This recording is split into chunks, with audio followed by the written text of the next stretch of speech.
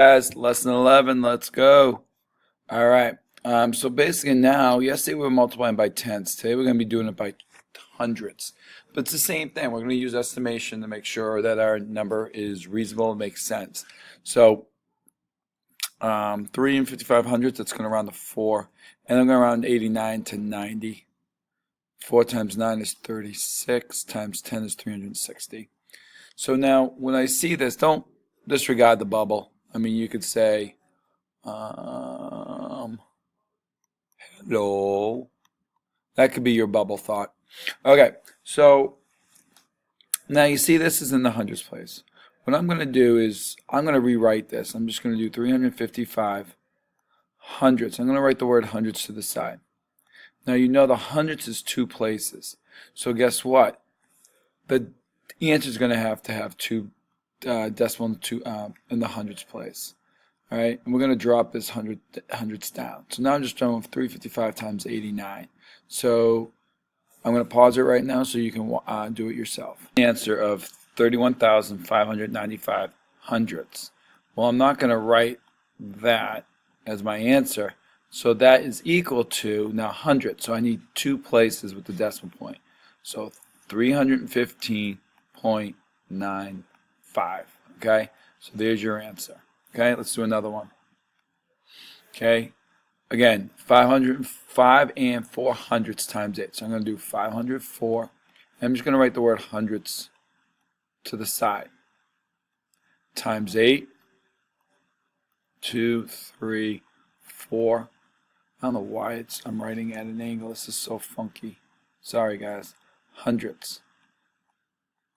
So, I'm not going to write it that way. Hundredths, two places. So it's going to be 40.32.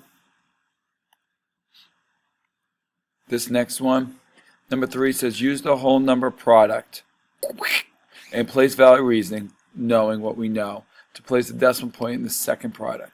Explain how you know.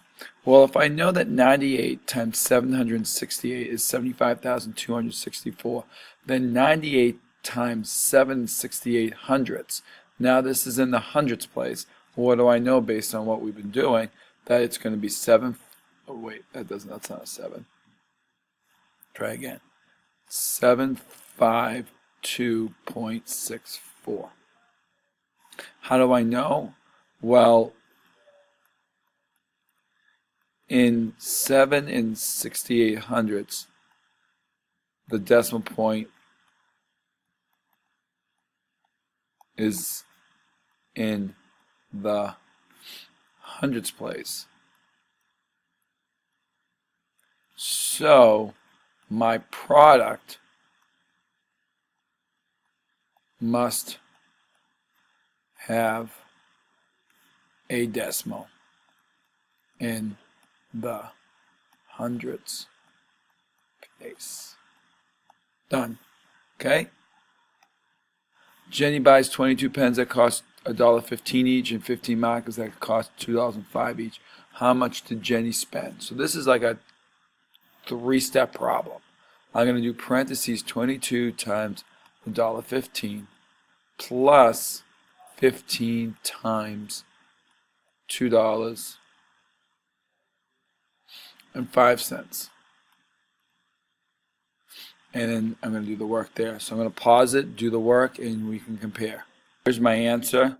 So as you can see, I multiply 115 hundredths times 22, and I bring this down, this hundredths, and then the decimal point goes right there.